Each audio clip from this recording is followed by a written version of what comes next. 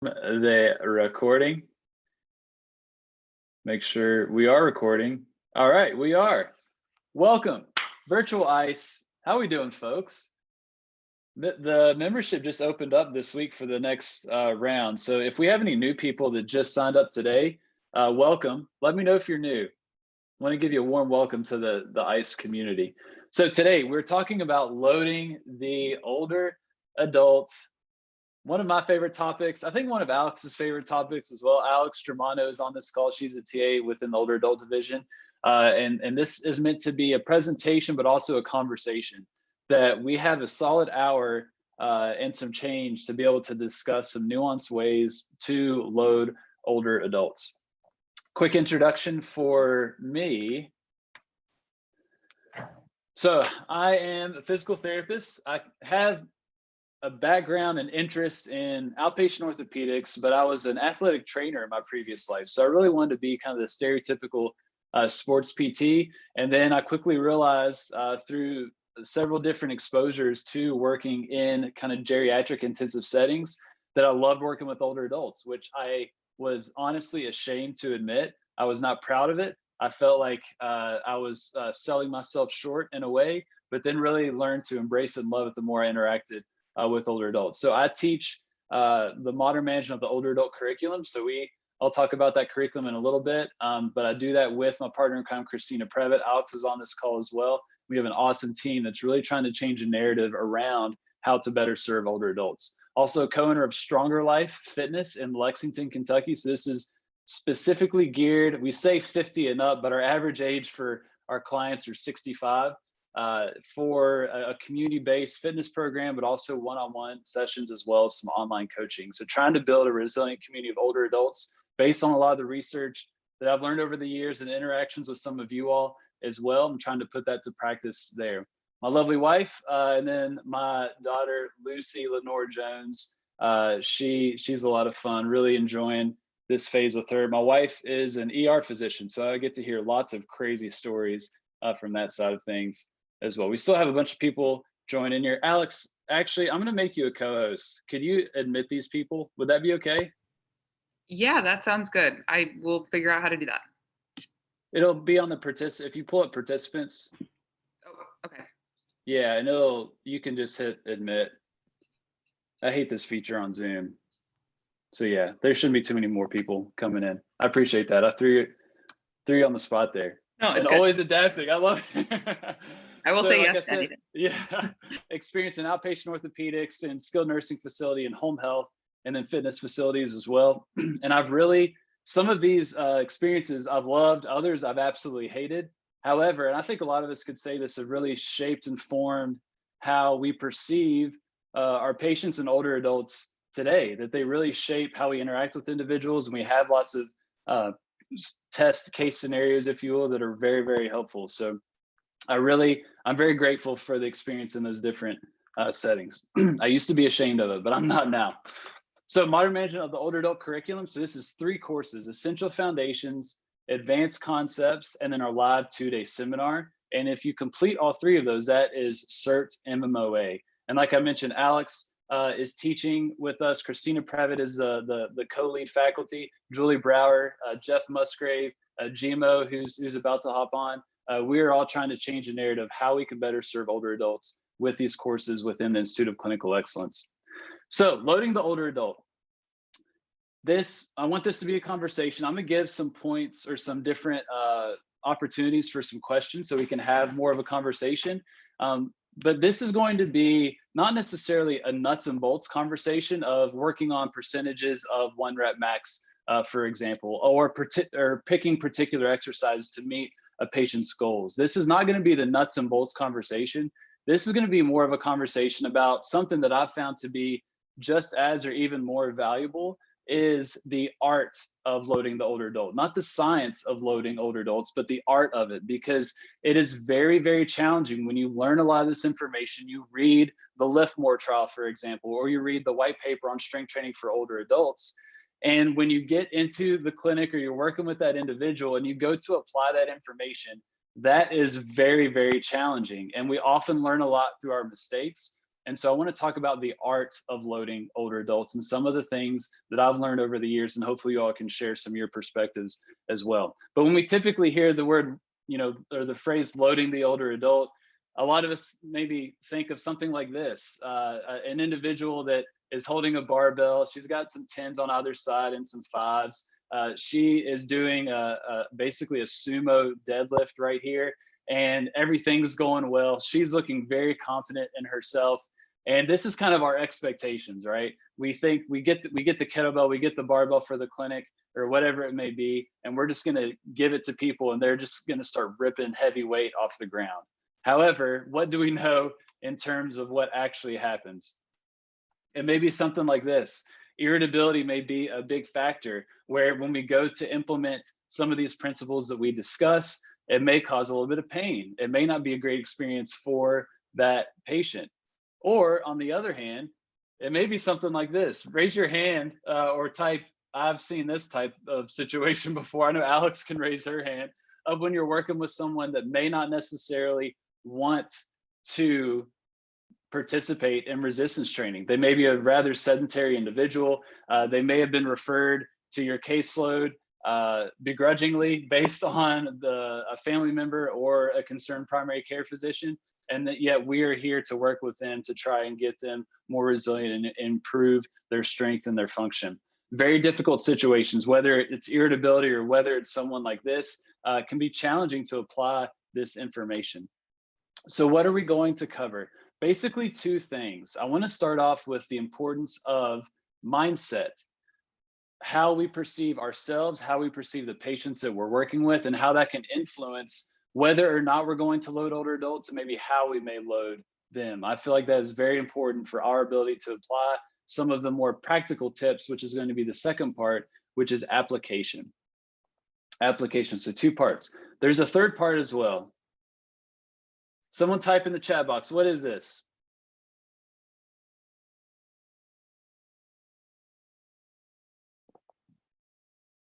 It's your favorite exercise. It is the lovely, active range of motion. Get it, GMO. That lovely ankle pump. In with the good, out with the bad. Likely the most dangerous and overprescribed exercise in our world of physical therapy. We're not going to get on that soapbox. There's probably 5 or 6 PT on Ices where we discuss this. You could replace ankle pump with bridge. That's Alex's favorite exercise. But anytime you see this, we're going to do 2 burpees.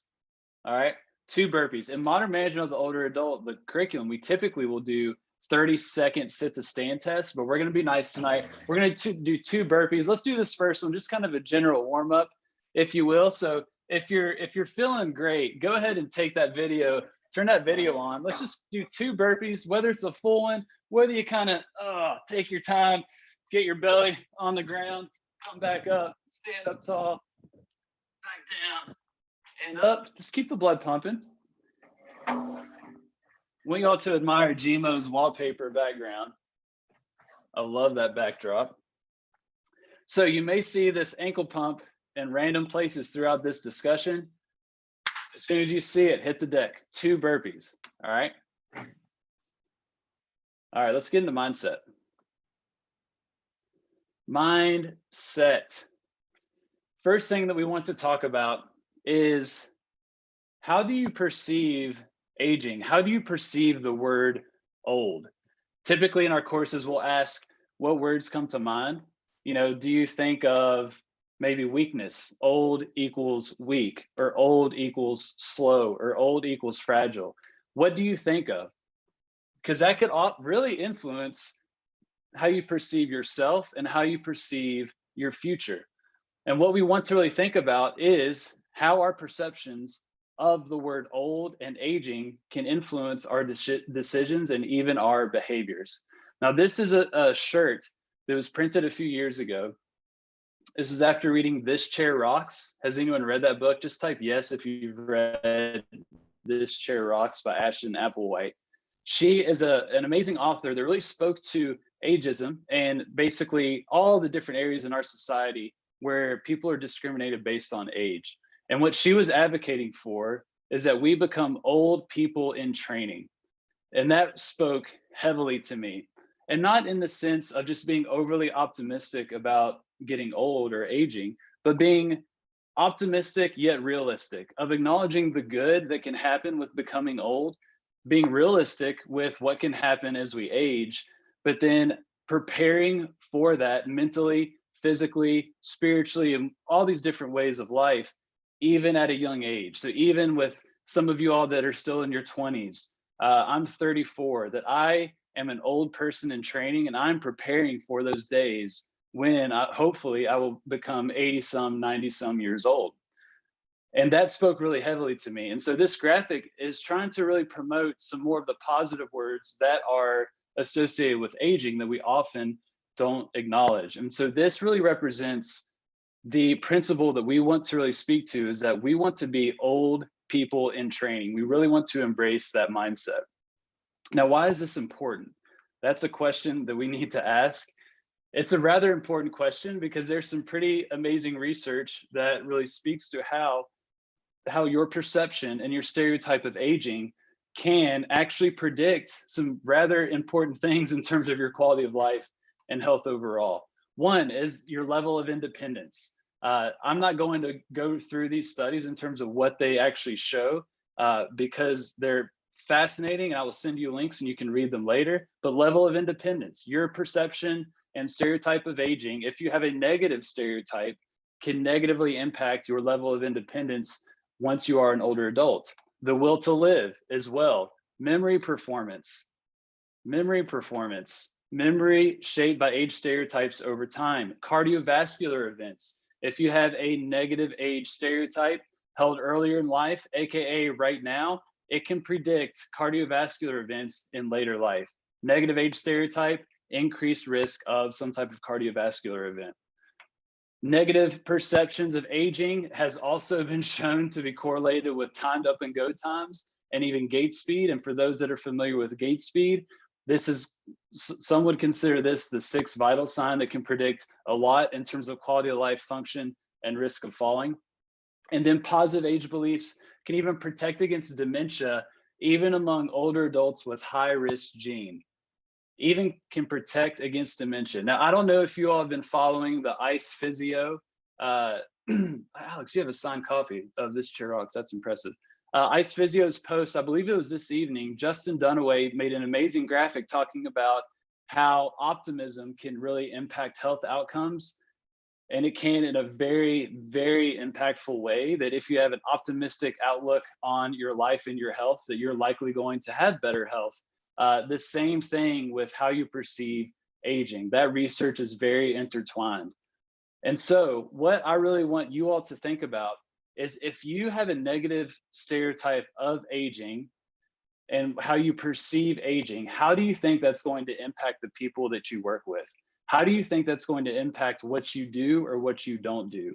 When you see someone like this, the wrinkled hands, the fingers that are barely able to wrap around this walker because there's so much arthritic pain. They have this old school walker from 1994. What do you see in a patient like this? Do you just see the deficits, the potential for decline, or do you see an opportunity?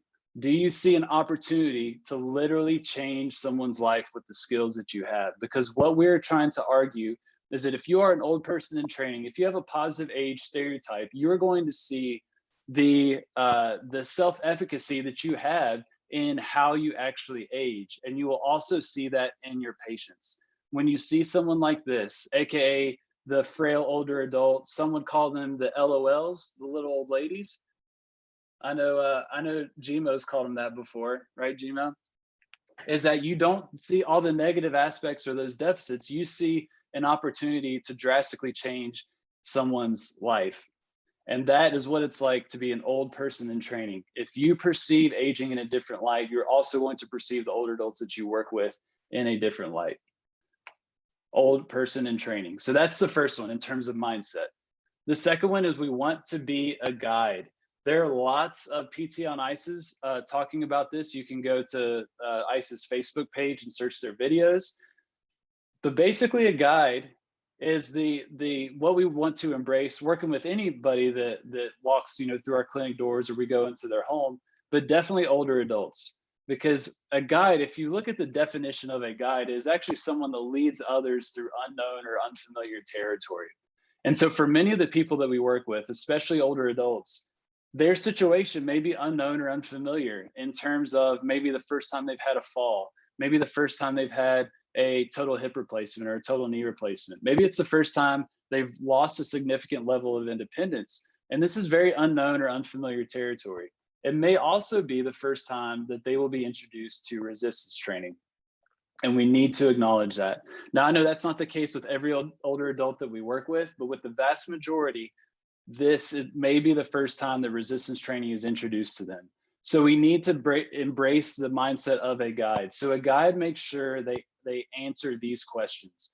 What should I expect as the patient? What should I expect along this journey? So this picture in the background, what should these individuals expect as they're climbing this mountain to the top? They should expect, probably some bumps along the way, what could go wrong, but then that guide is also going to tell them what they can do if that particular issue happens. They are also going to set those expectations in terms of those positive expectations of what does success look like for them. A guide is constantly trying to answer these questions, and we are no different. And I would say it's even more important for us when we're working with older adults that may be new to resistance training. We want to be a guide. We are taking them into unfamiliar, unknown territory, and we want to orient them so they are successful. Be a guide. So become an old person in training. Second, be a guide. Third is fitness forward. So if you have not seen this beautiful triangle before, many of you all are familiar with the ICE logo, but it actually has a meaning behind it. This is kind of the definition of PT version 2.0, is that we as clinicians want to be psychologically informed. We want to be skilled with our hands, or manual therapy skilled. And then we also want to be fitness forward, that we are very, very confident in our ability to improve someone's fitness, but we also know how big of an impact that can have on their quality of life, but then also a lot of rates of common chronic conditions, and then rates of mortality as well. Fitness forward clinicians. And I would say, regardless of the people that you're working with, this is important. But if you are working with older adults, if you consider yourself a Jerry PT, the fitness forward piece may be one of the most important parts of this triangle, because you can literally drastically change someone's life in a very, very short period of time. So we're going to talk about some very early research that really speaks to this well. This is an old study. It's a very small study, but I like to talk about it because it was one of the first studies that was trying to really look at how older adults are performing their activities related to their effort, and then related to their capacity, and then related to younger individuals. So older adults perform activities of daily living near their maximal capabilities. So 13 young adults, 14 older adults. All right, they used force plates to determine a maximal effort isometric leg press. And then they took those readings from the EMG they also had on during that force plate measurement, and had an EMG on as these individuals were performing stairs and then sit to stands. All right, so what they did was take 13 young adults, AKA college students, 14 older adults. These older adults were very healthy. Keep in mind, community dwelling older adults. They did not have any form of disability. They were completely independent. We're not using any form of AD, or assistive devices. These are people, when you look at the exclusion criteria, they were not seeking physical therapy. They were doing just fine. And what did they find when they compared these individuals? If you look at the black bars, do you think the black bars are older adults or younger adults? That top piece is relative effort to ascend stairs, to descend stairs, and then chair rise. Older adults or younger adults. This black bar is going to be older adults. This white bar is going to be the younger adults or the college students. So when they are ascending stairs, these college kids are working roughly at like 55, 60%. of their max capacity. Then look at what the older adults were doing, upwards of 80%. Same thing with the descent. They were working even harder, and the young bucks were working even less, less harder. Same thing with chair rise. With relative effort percentage than relative EMG activity. They were able to show that these healthy, independent, fit older adults were working at a much higher percentage of their max capacity with these very, very common tasks as compared to these college kids. And so what does that actually mean? That means these folks were 1 rep max living. And so this is when the demands of life are near or exceeding one's maximum capacity. And so if you think about who this study really used, these are people that are probably not coming to see you for physical therapy. If they are, they're probably the fittest, Jerry patients that you have. Now think about someone like Alex that's doing home visits with someone that's kind of borderline homebound, or some of you all that may have been in a skilled nursing facility, or someone that's been in acute care. Think of the percentage effort that those people are working at. That is a rather dangerous situation. And some of you all can feel what this is like if you've ever tested a lift, if you've ever tried to test your 1 rep max or your 3 rep max or even your 5 rep max. How do you feel after doing that? Do you feel rejuvenated and just ready to get on with your day? No, it absolutely wipes you out, and you need a little bit to recover. Now, imagine if you had to do 1 RM attempts dozens of times throughout your day with common activities like getting up out of a chair or going up the stairs or going down the stairs. That becomes an issue. Now, how do we change that? We increase people's capacity. We become fitness forward clinicians. And so what a fitness forward clinician in the Jerry world is going to do is address those patients' concerns, but you're also going to have a big focus on capacity, because that is going to really impact people's lives in a dramatic way, in the clinic, but then also out of the clinic as well. And so what we want to also argue is that older adults, they honestly stand to gain the most from what you can provide them. Because if you think of what changes, if you increase an older adult's capacity, you make getting up and down the stairs easier. You make getting up off the chair easier. You allow them to have the capacity to play with their grandkids. You give them the capacity to be able to leave their home and interact in their community, whether going to and from the grocery store or playing bridge or whatever community activity that really gives them life. You are able to improve their quality of life in a drastic manner just by increasing their capacity. So we really advocate for that with older adults. But irritability is an issue, like I mentioned before. So what does fitness forward look like when someone is irritable? Let's say you are in the outpatient orthopedic setting and someone comes to you for shoulder pain. How do you handle that situation if you're trying to be fitness forward? Well, that may look like addressing their irritability initially, planting that seed in terms of telling them what you're going to be working on. Once you kind of calm things down, you start to build them back up. And you may get to that building capacity piece or that fitness forward piece once their irritability is lowered. Or you could modify, scale, adapt, so you're increasing their fitness within those therapy sessions while being respectful of their irritability, of trying to do things like remoms, AMRAPs, some of these things that you've heard a lot of us speak about on the podcast and our different courses, while addressing that irritability at the same time.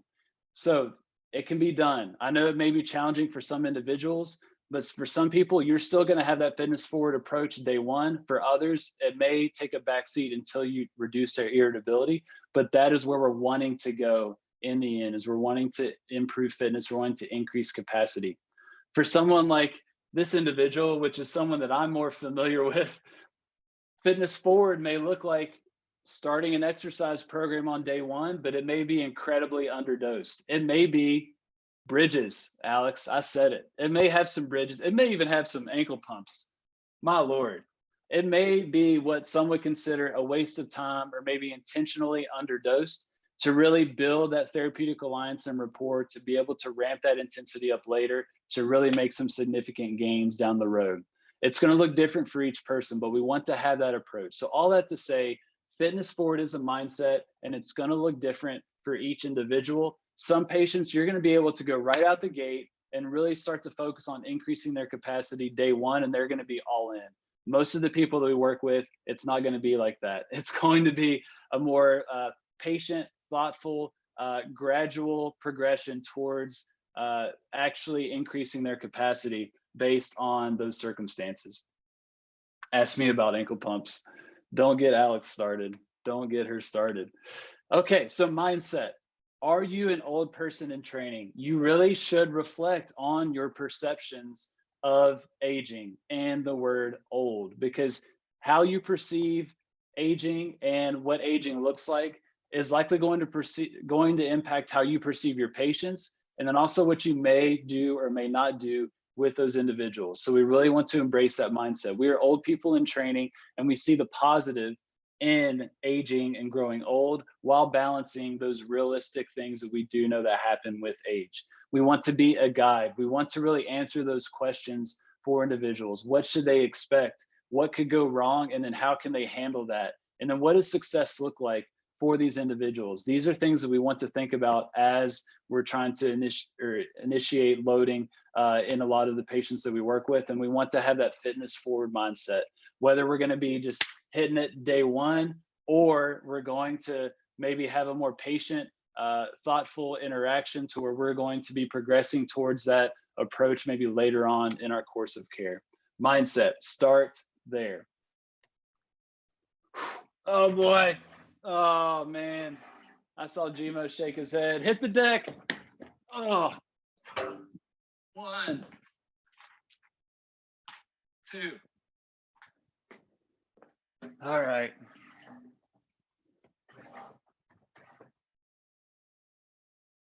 Good work, y'all. I hope y'all with your videos off actually are doing these burpees.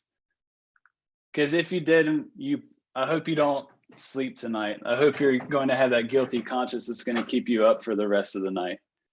You should be participating. All right. Let's get on to the questions. Any thoughts, questions, concerns, mindset? We mentioned This Chair Rocks. If someone could drop a link to that book or the YouTube video. If YouTube This Chair Rocks or Ashton Applewhite, she did an awesome TED Talk. Cool. Let's rock. Application. Awesome. Thanks, Alex. Mindset, then application. First thing, make it meaningful. Make it meaningful. How many times have we maybe seen some of our colleagues or even been guilty of this ourselves, and I'll definitely raise my hand here, is that we've had an individual, an older adult, that said, you know what, my doctor, told me to come to physical therapy, whatever. I'm just doing it because they told me. I don't really have, much expectations for this. The last time I had physical therapy, didn't really do much, but it gets me out of the house. Y'all are kind of funny and fun to be around. So I figured I'd come anyway. But you know what I really want to be able to do? I really want to be able to play with my grandkids. I want to be able to walk the sidewalk with my grandkids or great grandkids and not be afraid to fall on my face. Cool. All right, Doris, that's awesome. We're going to be able to really help you. Let's go through this exercise program. And then you see that on the right, seated shoulder flexion, thoracic mobs, maybe some standing shoulder internal rotation with a towel, and in forearm pronation and supination. That basically represents the generic exercise program that we see rampant throughout different clinics, different settings, different hospitals. And so we want to make our interventions meaningful, because you may be able to see how this program on the right could somehow relate to the skill of the goal of the patient that we see on the left. However, your patient is likely not going to see that correlation. And you can try and help them see it. You can try and explain yourself to death, but I can almost guarantee you that that is going to fall on deaf ears. That we want to make our interventions meaningful to stuff they actually care about. And so for some people, it may be, I don't want to have shoulder pain. Great. That can be a great way to, your interventions will likely make sense to them in terms of how you're going to reduce their pain. But if it's a functional task, which for many older adults, that is the case, they want to be able to do X, Y, and Z better or easier, then we want to make at least a portion of our exercises meaningful to them. So for individuals that want to be able to paint or to be able to put their dishes up a little bit higher, we're going to maybe do some pressing. All right, we're going to press a little bit, whether it's with a barbell, dumbbell, PVC pipe, whatever it is, we're going to do some pressing. And the beautiful thing is that they are going to clearly see why that exercise is going to impact something that they care about. Another one is deadlifts. For many individuals, they have a tough time picking things up off the ground for many different reasons. Deadlifts can help. Now, I know this may seem rather obvious for you all, but I hope you are considering this, because definitely with the older adult demographic, it has to be very clear. We cannot make it complicated. It needs to be a very easy connection between our intervention and something that they care about, that they are actually desiring. This is very, very important. So first thing is we want to make it meaningful. Make it meaningful. Next, we want to get early wins. Any chess players in here? When is the game of chess won?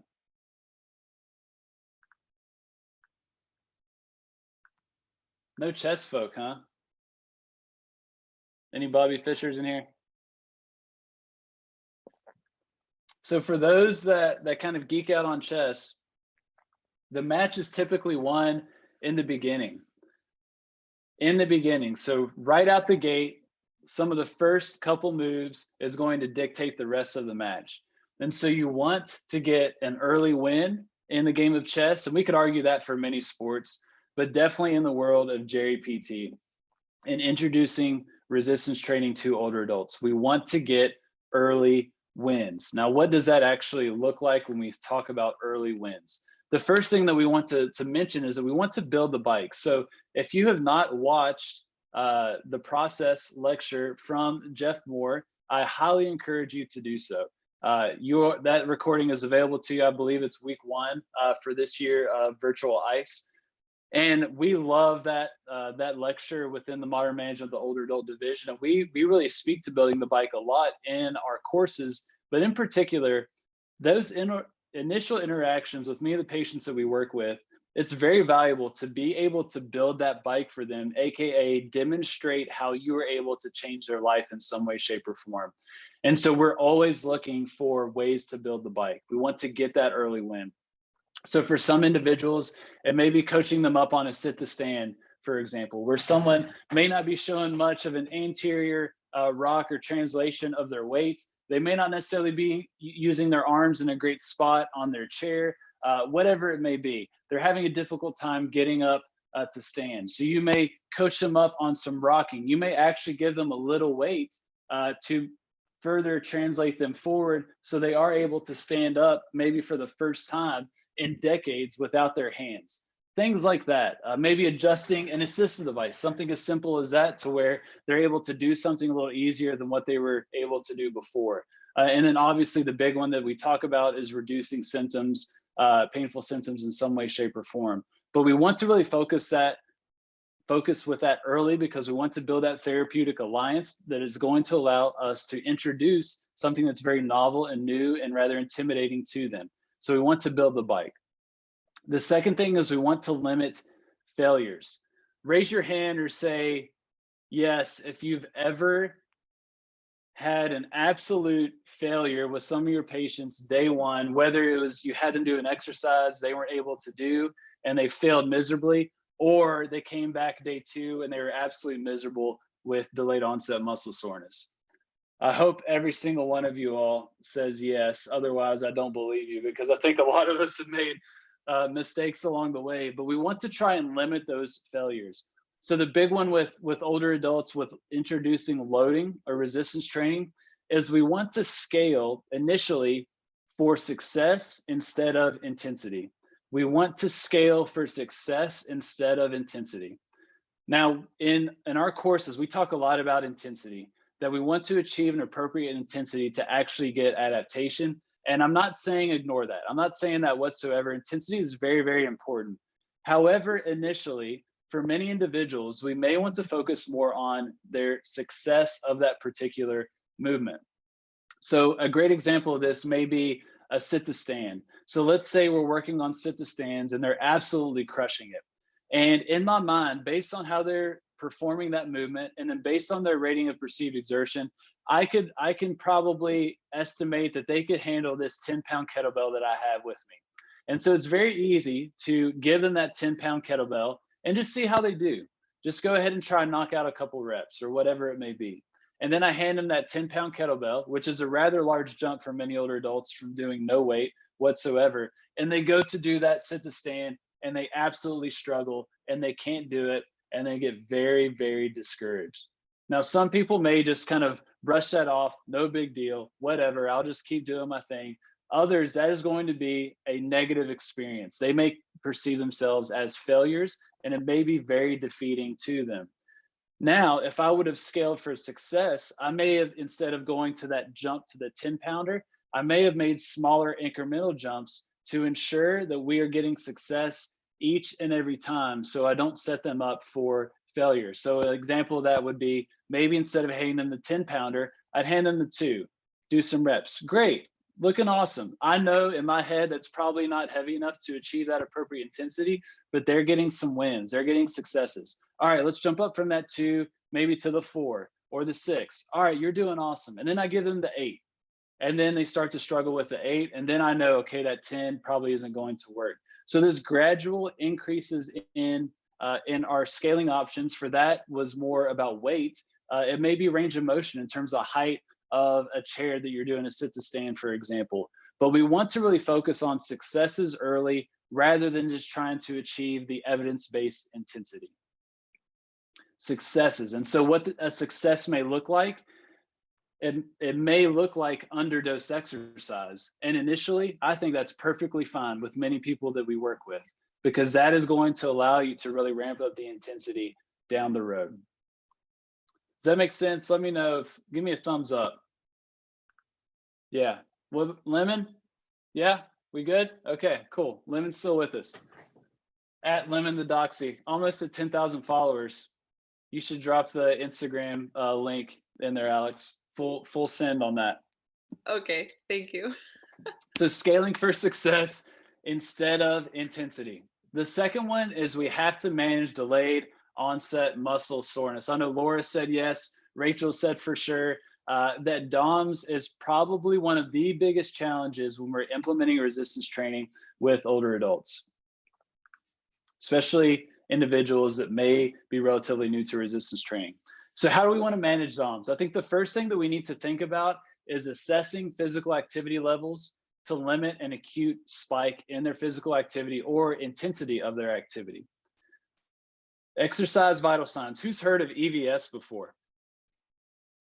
EVS, there's also PAVS if you've seen initials of this. It's physical activity vital sign or exercise vital sign. If anyone works for the Kaiser Permanente healthcare system, some amazing research in how much impact that they had on outcomes whenever the primary care physicians started to implement the exercise vital sign scale. EVS is a very simple way to be able to assess physical activity levels. And this is what it looks like. This is a good paper. Check that out. I can send you a link. Practical Strategies for Assessing Patient Physical Activity Levels in Primary Care. This spoke to that research study. This is what it actually looks like. Number one, on average, how many days per week do you engage in moderate to strenuous exercise, like a brisk walk? And then on average, how many minutes do you engage in exercise at this level? So what this is basically doing is trying to see where people stack up to the ACSM recommended guidelines for exercise. Now, do y'all see any issues with this or something that may be a problem with this scale? It's simple. I love that. 2 questions, awesome. Relatively simple. I think that's a big strength. However, there's a large bias, I shouldn't say large, but a pretty obvious bias towards aerobic activity and not much in terms of resistance training. And that's a big critique of these physical activity scales. A lot of them are biased towards just general physical activity, but more specifically aerobic based activity, and not necessarily speaking to resistance training. And so many of these scales and forms, surveys, if you will, that you can leverage that have been validated, they can be helpful, but what I've found is that a conversation is going to give you a better glimpse into someone's life. So trying to figure out what is the mode of their physical activity. What do they spend their days doing? If they do exercise, what does it actually look like? What are they doing? What is the type or the mode? What is that intensity? So speaking to moderate or strenuous exercise, you could also mention something like the talk test. Are you able to carry a conversation while you're doing these activities? Or are you really struggling to get a few words out, for example? How often are you doing these things, or the frequency, and then how much or the volume? Have a conversation with these individuals to try and get a big picture view of their physical activity levels, so we don't have an acute spike right out the gate. Because if you are going to have an acute spike in physical activity, but then definitely when we're talking about resistance training, you are really setting them up for a nice case of delayed onset muscle soreness, which I'm not saying is necessarily bad, but for many of the people that we work with, it is going to be a big hurdle to clear as you continue to work with this individual. So assessing physical activity levels, we want to get a good picture. We also want to be careful with intensity initially. Now, hear me out when I say be careful. So we often talk about intensity in terms of percentages of 1 rep max or percentages of an estimated submax test. We also talk a lot about the value of RPE, or rating of perceived exertion. We talk about the OmniRes scale, which is basically like a modified RPE, a 0 to 10 scale that has some good images associated with it. These can be very helpful in making sure that you are at an appropriate intensity when you are working with individuals. We advocate for them with many of the people that we work with. Initially, though, it may not be necessarily helpful, especially in session, especially for that first visit. I think it was Sarah, which I'm not sure if she is on right now. She mentioned this in the Facebook group of that first visit can be really challenging, because in session, everything's going fine, right? And then day 2 happens. So high physical activity levels, in session RPE, I would say, yeah, great, use it. It's going to be helpful. Those high physical activity levels, those individuals that are already very active, you can leverage that RPE, and the muscle soreness is going to be minimal. And if they have it, they're likely familiar with it. However, with a lot of people that we work with that have those low physical activity levels, we want to be aware. Want to be very aware of that, because here's what typically happens. High physical activity levels in session, they're doing great. They're all happy. They're all smiling. Then they come back for the second visit. They're still smiling. They're great. They enjoyed it. No complaints. Everything's all good. Low physical activity levels in session, they could be just fine. That's the scary part. You're just cranking out squats, you're cranking out deadlifts, loaded carries, doing lunges, you're incorporating some power training because everything feels good. You're going off that in-session RPE and subjective report. Yeah, everything's going well. What happens on that next visit? Nothing. They don't show up. They cancel because they're so miserable from their delayed onset muscle soreness. Or if you're someone like Alex and you go into their home and it's very hard for someone to cancel, here's what happens.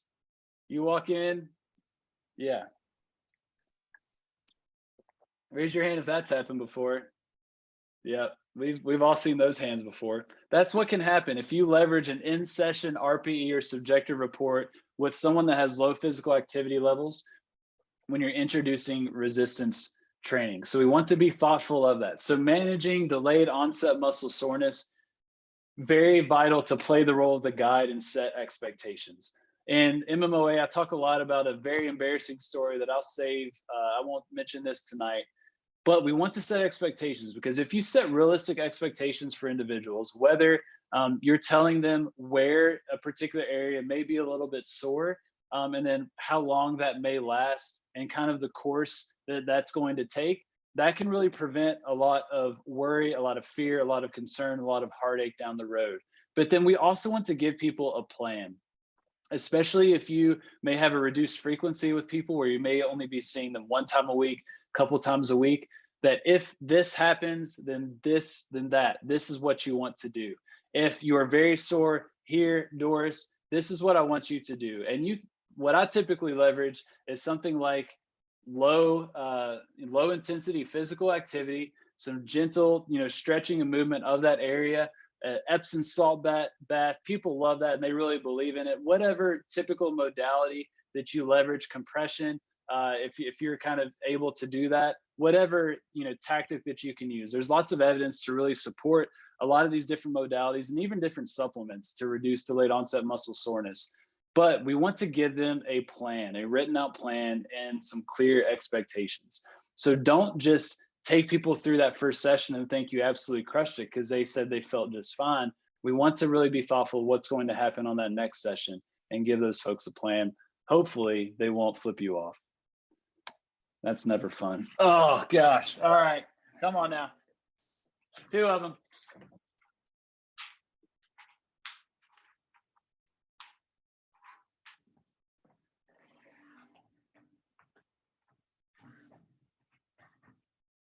All right. Okay, optimal over perfect, optimal over perfect. So when we mention this, what we're talking about most of the time is about form or how people are moving, some of their mechanics with some of the major lifts that we will advocate for older adults, whether it is a squat, whether it's a deadlift, whatever exercise it may be, that there is a common sentiment by many clinicians, and I would say a lot of clinicians that may not be fitness forward clinicians, is that they will often withhold adding external load or resistance to individuals until they're demonstrating this quote unquote perfect form, that people have to demonstrate these perfect points of performance before they're really going to load them up to a relatively heavier weight. And what we have found is that if we wait for that moment, we may be waiting for the rest of our lives with many of the people that we work with. That perfect form may not be achievable by many individuals. So what we really want to focus on instead of perfect is optimal. What is optimal within their situation, their body type, their given range of motion, if you will? What are they giving us? And then what is optimal? Let's try and stick with that. Optimal over perfect. So when we're starting to implement resistance training with older adults, this optimal over perfect is really guided by leveraging or being very aware of their irritability and then also their subjective report. So a very common scenario, let's say you've been treating someone with low back pain. You've reduced their irritability and you're going to start doing deadlifts. Now with many older adults, there's a lot of thoracic kyphosis, a lot of thoracic flexion that we are seeing with individuals, and they may not be able to necessarily get out of that position and maintain a straight or neutral spine, if you will. That their neutral may be some thoracic kyphosis. And we go to do deadlifts and we see that spinal flexion or that posture, and a lot of people are going to freak out. Now, take a deep breath. We can continue to load them. We can continue to do this movement. If we are leveraging irritability, we're being very mindful of that. And then we're also having a conversation with them and getting their subjective report. How is that feeling? What is this doing to your symptoms? On a scale of 0 to 10 or location, is it aggravating it? You just get a good idea and be very thoughtful and monitor that throughout you introducing that exercise. And that can give you the opportunity to really start to gradually load them up in a movement pattern that you may be concerned about. So irritability and subjective report. We also want to leverage gradual linear progression to build tolerance to that particular lift. So if we are concerned about someone's mechanics when they are performing some of these lifts, we want to have a very gradual progression of the intensity or the resistance. So we're not going to really pursue a super high jump in weight, for example. We may want to have that gradual linear progression, only going up a little bit each time in terms of their intensity to build tolerance to that movement with that optimal form that they have. And so irritability and subjective report, a gradual and linear progression to build their tolerance And that is what allows us to be able to load early and load often with individuals that really need it. And many older adults do. This really speaks to the people that are at that 1 rep max living, that we really emphasize loading early and loading often, because those individuals are in a rather vulnerable situation. They're living their lives near their maximum capacity, and we want to build up their capacity as much as we can, but also as quickly as we can, because they may be at risk for losing their functional independence. And so we want to load early and we want to load often. And if the irritability and subjective report, if you're paying attention to that and having a gradual linear progression, you will be able to do that with success with many of the people that you work with. And that right there is what's going to allow someone like Alex in the home setting to be able to do goblet squats holding a kettlebell with someone that may even still be on a walker, for example, or someone like Gmo that is going to be doing some trap bar deadlifts with an individual that may be walking in with their single point cane, because we're looking for optimal over perfect, that we can load these individuals up if we respect their irritability and have that linear progression. Very important. The concept of 1 rep max living, we speak to this a lot, but I think for all of y'all on this call right now, especially the outpatient ortho crowd, this is your area, because you have a very, very unique position to be able to really change people's lives, the trajectory of their lives. When someone comes to you for their low back pain or whatever pain driver that it is, which is common in outpatient orthopedics, that you can assess someone's functional capacity and identify a deficit in their strength or their ability to do some of these common activities. And you can help them avoid 1 rep max living, which is going to correlate to them being able to stay in their home for longer, to do the things that they want to do, to maintain their independence for a longer period of time, which is absolutely huge. And which someone like me or Alex or people that are kind of on the other end of the healthcare spectrum that are working with people kind of later in life, we're very thankful for the outpatient clinicians that may have had that impact. All right, so optimal over perfect. Here's an example. This is a buddy of mine. He is doing some squats from a very high surface. He's holding the dumbbell like this because he had a shaker weight for so long. I was telling him, you don't have to hold it like that. There's a couple other ways that may be easier. He's like, I used to hold the shaker weight like so. So this isn't the prettiest squat in the world. I fully acknowledge that. There's a lot of issues going on. We could all name probably 3 or 4 deficits here. There's not a lot of control. He's not coming up to full stand. There's limited anterior translation here. A lot of issues with the squat. However, within what he's given me in terms of his skill, in terms of his strength, in terms of his range of motion, I'm going to use every bit I can and try and load that up to have an optimal squat, but not necessarily a perfect squat.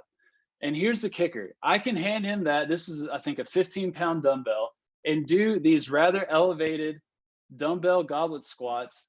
And I'm going to see a larger change in some rather impactful functional measures than if I were to try and do a bunch of correctives and unweighted sit to stands trying to work on this perfect form before I gave him resistance. He's going to increase, he's going to get a greater stimulus to this than he would if I were to really try and focus on that perfect form before I would add load. And so this is where optimal over perfect is going to be very helpful. This individual is definitely on that frailty spectrum, high risk of falling, very urgent situation. And many of you all may be in a situation like this with many of the people that you're working with. All right. Monitor, monitor, monitor, monitor. Now, I know one of the things that I definitely struggled with initially when I was starting to add resistance training with many of the older adults that I work with is that I would be afraid. I would literally think in the back of my mind that any moment now, I'm going to kill this person, especially in more acute settings. If you are doing something like high intensity interval training, or if you hand someone a relatively heavy weight, you are just waiting for someone to have an MI, a CVA. They're going to fracture at least 7 vertebrae from compression fractures, right? I mean, have you all thought of this before, or am I the only crazy one? I mean, it's something that we often think about. And then I learned the value of not just guessing or wondering if I'm going to be hurting individuals, but really trying to focus on monitoring so I can be rest assured that everything, not everything, but things that I can observe are going relatively well. And so this is where we want to leverage something as simple like taking blood pressure before, during, after an activity, having something like a pulse oximeter to really get a good gauge of how they are responding, something like subjective report and RPE as well. Because what I've found is that with many of the older adults that we're working with, the medical complexity, the comorbidities, the laundry list of medications can be rather intimidating for a lot of individuals. And we have our preconceived notions that if I do X, then Y and Z is going to happen. So I'm going to give them the ankle pump. I'm going to give them the bridge. I'm going to give them the underdose exercise program. But what if we actually monitor what's going on? What is happening? What's happening to their blood pressure, for example? What's happening to their oxygen saturation? What's happening to their heart rate? What's their subjective report and their RPE?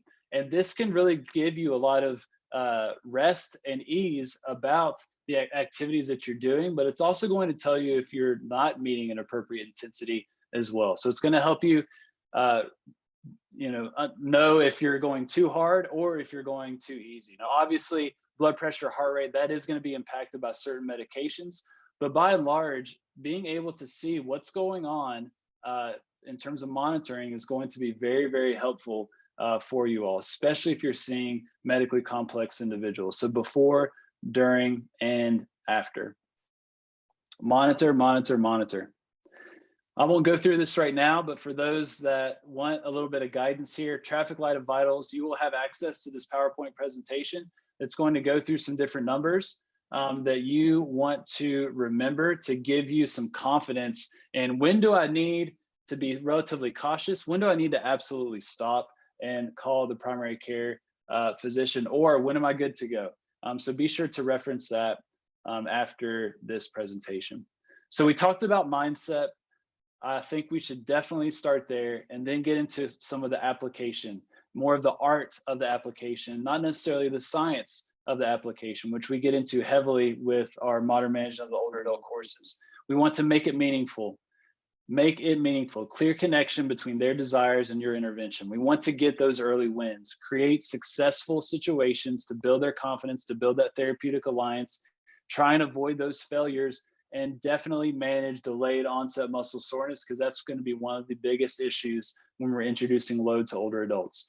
Optimal over perfect. That is going to really allow you to confidently load individuals earlier than what you would typically be able to do, and likely more often. That we're looking for optimal over perfect, and we want to continually be thinking about that with the people that we're serving.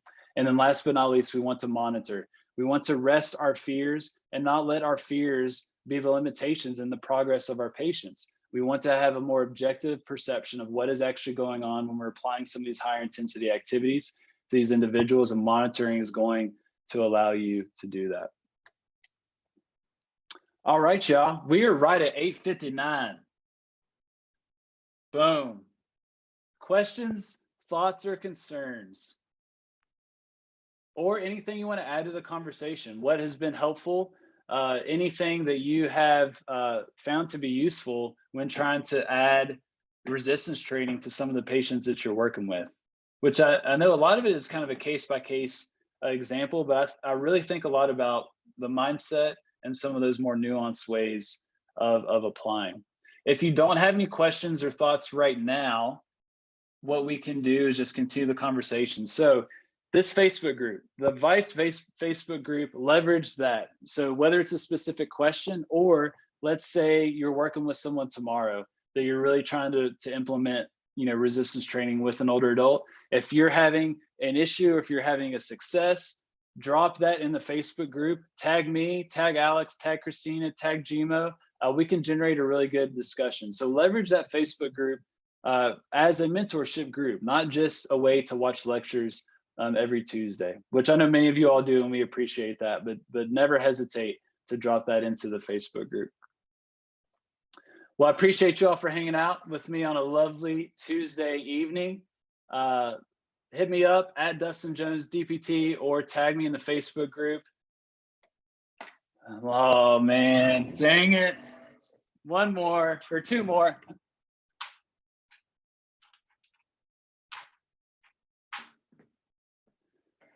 All right. Good work, y'all. Good work. All right. Thank you all. You have a lovely evening. I will talk to you soon. I'm here. If y'all want to chat in the Facebook group, just be sure to tag me. And buy lemon. All right. See y'all. Good stuff.